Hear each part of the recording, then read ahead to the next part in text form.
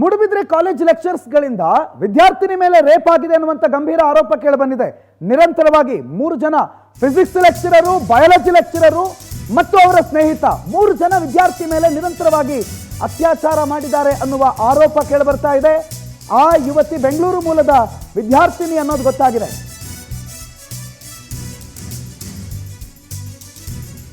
ಮೂರು ಜನ ರೇಪ್ ಮಾಡಿ ವಿದ್ಯಾರ್ಥಿನಿಗೆ ಬ್ಲಾಕ್ ಮೇಲ್ ಮಾಡಿದ್ದಾರೆ ಅನ್ನುವಂಥ ಆರೋಪ ಇದೆ.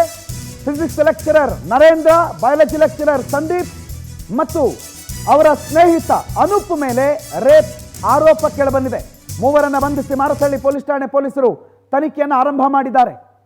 ಲೆಕ್ಚರ್ಸ್ಗಳ ರೇಪು, ನಾವು ಶಿಕ್ಷಕರನ್ನ ದೇವರು ಅಂತೀವಿ, ಶಿಕ್ಷಕರನ್ನ ಆಚಾರ್ಯ ದೇವೋಭವ ಅಂತೀವಿ. ಆದರೆ ದೇವರ ಲೆಕ್ಕದಲ್ಲಿರಬೇಕಾಗಿದ್ದಂಥ ಆಚಾರ್ಯರು, ಶಿಕ್ಷಕರು ಇಂಥ ಕೆಲಸ ಮಾಡ್ತಾರೆ ಅಂತಂದಾಗ ಅವರ ಮರ್ಯಾದೆ, ಆ ಶಿಕ್ಷಕರಿಗಿರಬೇಕಾದಂಥ ಗೌರವವನ್ನು ಮಣ್ಣಪಾಲು ಮಾಡಿದ್ದಾರೆ.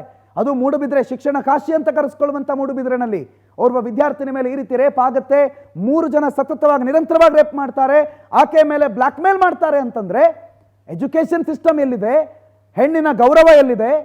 ಇವೆಲ್ಲ ವಿಚಾರಗಳನ್ನು ನಾವು ಪ್ರಶ್ನೆ ಮಾಡಬೇಕಾದಂಥ ಪರಿಸ್ಥಿತಿಗೆ ಬಂದು ನಿಂತಿದ್ದೀವಿ. 3 ಜನರ ನಿರಂತರ ಅತ್ಯಾಚಾರ. ಈ ಬಗ್ಗೆ ಮಾಹಿತಿ ಕೊಡ್ತಾರೆ ವೆಂಕಟೇಶ್, ನೇರ ಸಂಪರ್ಕದಲ್ಲಿ ಜಾಯ್ನ್ ಆಗಿದ್ದಾರೆ. ವೆಂಕಟೇಶ್, ಏನು ಘಟನೆ ಇದು? ಈಗ ಹೆಂಗೆ ಈ ಪ್ರಕರಣ ಹೊರಗಡೆ ಬಂದಿದೆ? ಈ ಘಟನೆಯ ಕಾನೂನಾತ್ಮಕ ಕ್ರಮ ಎಲ್ಲಿವರೆಗೆ ಬಂದು ನಿಂತಿದೆ? ಪ್ರಣತ, ಮೂಡುಬಿದ್ರೆಯಲ್ಲಿರುವಂತಹ ಪ್ರತಿಷ್ಠಿತ ಕಾಲೇಜಿನಲ್ಲಿ ಏನು ದ್ವಿತೀಯ PUC ವ್ಯಾಸಂಗ ಮಾಡ್ತಾ ಇದ್ದಂತಹ ವಿದ್ಯಾರ್ಥಿನಿಯವರನ್ನು ಬಳಸಿಕೊಂಡು ಅದೇ ಕಾಲೇಜಿನಲ್ಲಿ ಬೋಧನೆ ಮಾಡ್ತಾ ಇದ್ದಂತಹ ಲೆಕ್ಚರ್ ಇಬ್ಬರು ಸೇರಿ ನಿರಂತರವಾಗಿ ಅತ್ಯಾಚಾರ ಮಾಡಿರುವಂತಹ ಪ್ರಕರಣ ಸಂಬಂಧಪಟ್ಟಂತೆ ಈಗ ಮಾರತಹಳ್ಳಿ ಪೊಲೀಸ್ ಠಾಣೆಯಲ್ಲಿ ಒಂದು ಪ್ರಕರಣ ದಾಖಲಾಗಿದೆ. ಆ ಸಂಬಂಧ 3 ಜನ ಆರೋಪಿಗಳನ್ನ ಈಗ ಬಂಧನ ಮಾಡಿ ವಿಚಾರಣೆಯನ್ನ ಮಾಡ್ತಾ ಇದ್ದಾರೆ.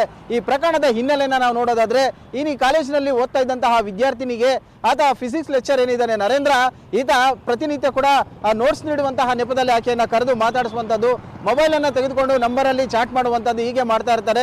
ಪ್ರತಿನಿತ್ಯ ಕೂಡ ಬೋಧನೆಗೆ ಅವಶ್ಯಕತೆವಾಗಿರುವಂತಹ ಉಪದೇಶಗಳನ್ನು ಕೊಡ್ತೀನಿ, ಚಾಟ್ ಮಾಡ್ತೀನಿ ಅಂತ ಹೇಳಿ ಈಕೆಯನ್ನ ಬಳಸಿಕೊಂಡು ಅತ್ಯಾಚಾರವನ್ನ ಮಾಡಿರುವಂತಹದ್ದು. ಸೊ ಇದಾದ ಬಳಿಕ ಈ ಒಂದು ವಿಚಾರ ಕೂಡ ಗೌಪ್ಯವಾಗಿ ಇರುತ್ತೆ. ಅದಾದ ಬಳಿಕ ಈ ಒಂದು ಮತ್ತೊಬ್ಬ ಸಂದೀಪ್ ಏನಿದ್ದಾನೆ ಲೆಕ್ಚರ್, ಆತ ಕೂಡ ಈಕೆಯನ್ನ ಪುಸಲಾಯಿಸುವಂತಹ ಕೆಲಸವನ್ನ ಮಾಡ್ತಾನೆ. ಸೊ ಈಕೆಯ ಮೇಲೆ ಒಂದು ಲೈಂಗಿಕ ದೌರ್ಜನ್ಯವನ್ನು ಎಸಗಕ್ಕೆ ಮುಂದಾದಂತಹ ಸಂದರ್ಭದಲ್ಲಿ ಈಕೆ ವಿರೋಧವನ್ನು ವ್ಯಕ್ತಪಡಿಸ್ತಾಳೆ.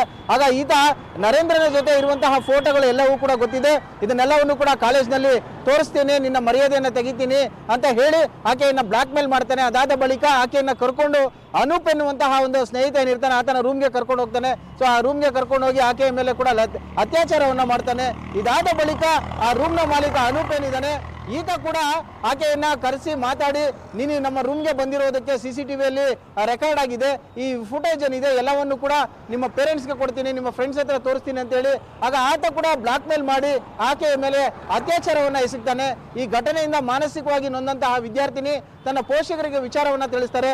ಆ ಪೋಷಕರು ಮಹಿಳಾ ಆಯೋಗಕ್ಕೆ ಕರ್ಕೊಂಡೋಗಿ ದೂರನ್ನ ಕೊಡ್ತಾರೆ. ಆ ದೂರಿನ ಆಧಾರದ ಮೇಲೆ ಮಾರತಹಳ್ಳಿಯಲ್ಲಿರುವಂತಹ ಪೊಲೀಸ್ ಠಾಣೆಗೆ ಕೂಡ ಈ ಪ್ರಕರಣ ವರ್ಗಾವಣೆಯಾಗಿ ಸದ್ಯ ಅಲ್ಲಿ ಕೇಸ್ ದಾಖಲಾಗಿದೆ. ಈಗ 3 ಜನ ಆರೋಪಿಗಳನ್ನ ವಶಕ್ಕೆ ಪಡೆದು ವಿಚಾರಣೆ ಮಾಡುವಂತಹ ಕೆಲಸವನ್ನ ಮಾಡ್ತಾ ಇದ್ದಾರೆ. ಅಂದ್ರೆ ಪಾಠ ಮಾಡಬೇಕಾದಂತಹ ಏನು ಒಂದು ಲೆಕ್ಚರರ್ಸ್ ಇದ್ದಾರೆ, ವಿದ್ಯಾರ್ಥಿಗಳನ್ನ ಈ ರೀತಿಯಾಗಿ ಲೈಂಗಿಕವಾಗಿ ಬಳಸಿಕೊಂಡು ಅತ್ಯಾಚಾರವನ್ನ ಎಸಗ್ತಾ ಇರುವಂತಹ ಇದನ್ನು ನೋಡ್ತಾ ಇದ್ರೆ ನಿಜಕ್ಕೂ ಎಲ್ಲೋ ಒಂದು ಕಡೆ ವಿದ್ಯಾರ್ಥಿನಿಯರನ್ನ ಬಲಿಪಶುವನ್ನ ಮಾಡ್ತಾ ಇದ್ದಾರೆ, ಅವರ ಭವಿಷ್ಯವನ್ನ ಹಾಳು ಮಾಡ್ತಾ ಇದ್ದಾರೆ ಅನ್ನುವಂತಹ ಆಕ್ರೋಶಗಳು ವ್ಯಕ್ತ ಆಗ್ತಿದೆ. ಹಾಗಾಗಿ ಇಂಥ ಆರೋಪಿಗಳಿಗೆ ಕಾನೂನಿನ ಪ್ರಕಾರ ಸರಿಯಾದ ಶಿಕ್ಷೆ ಆಗಬೇಕು ಅಂತ ಹೇಳಿ ಅವರ ಪೋಷಕರು ಕೂಡ ಆಗ್ರಹ ಮಾಡ್ತಾ ಇರುವಂತದ್ದು. ಪ್ರಣೋತ್, ಥ್ಯಾಂಕ್ ಯು ವೆಂಕಟೇಶ್ ಮಾಹಿತಿಗೆ. ಬಟ್ ವಿದ್ಯಾರ್ಥಿಗಳಿಗೆ ಶಿಕ್ಷಕರೇ ಈ ರೀತಿ ಮಾಡ್ತಾರೆ ಅಂತಂದಾಗ ಯಾವ ಎಜುಕೇಷನ್ ಸಿಸ್ಟಮ್ ಮೇಲೆ? ಬೆಂಗಳೂರು ಹುಡುಗಿ ಇವರನ್ನು ನಂಬಿ ಮೂಡುಬಿದ್ರೆ ಕಳಿಸಿರ್ತಾರೆ. ಒಳ್ಳೆ ಕಾಲೇಜು, ಒಳ್ಳೆ ವಿದ್ಯಾಭ್ಯಾಸ ಸಿಗುತ್ತೆ ನನ್ನ ಮಕ್ಕಳಿಗೆ, ನನ್ನ ಮಗಳು ವಿದ್ಯೆಯನ್ನು ಕಲಿತು ಏನೋ ದೊಡ್ಡದಾಗಿ ನಮ್ಮ ಕುಟುಂಬ ನಡೆಸ್ತಾಳೆ ಅನ್ನುವಂಥ ಆಸೆಯಿಂದ ಕಳಿಸಿದ್ರೆ ಆ ಯುವತಿಯ ಮೇಲೆ ಈ ರೀತಿ ಅತ್ಯಾಚಾರ ಆಗುತ್ತೆ ಅನ್ನುವಂಥದ್ದು ತಂದೆ ತಾಯಿಗೆ ಎಷ್ಟು ಘಾಸಿ ಮಾಡುತ್ತೆ, ಎಷ್ಟು ಗಂಭೀರವಾದಂಥ ಪರಿಣಾಮವನ್ನು ಬೀರುತ್ತೆ ಅನ್ನೋದು ಗೊತ್ತಾಗುತ್ತೆ. ಈ 3 ಜನರಿಗೆ ಮತ್ತು ಈ ಪ್ರಕರಣದಲ್ಲಿ ಯಾರ್ಯಾರು ಭಾಗಿಯಾಗಿದ್ದಾರೆ ಅವರಿಗೆ ತಕ್ಕ ಶಿಕ್ಷೆ ಆಗಬೇಕು ಅನ್ನೋದು ನಮ್ಮ ಆಗ್ರಹ ಕೂಡ.